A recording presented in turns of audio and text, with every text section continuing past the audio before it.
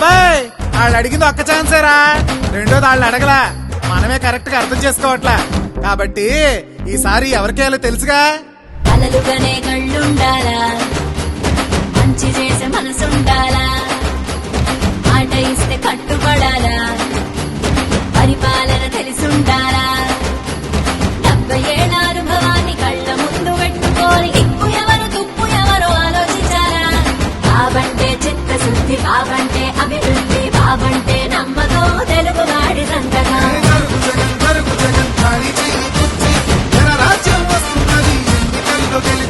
జరుగు జరుగు జరుగు జగన్ ఖాళీ చేయి కుర్చీ, జనరాజ్యం వస్తుందని ఎన్నికల్లో గెలిచి.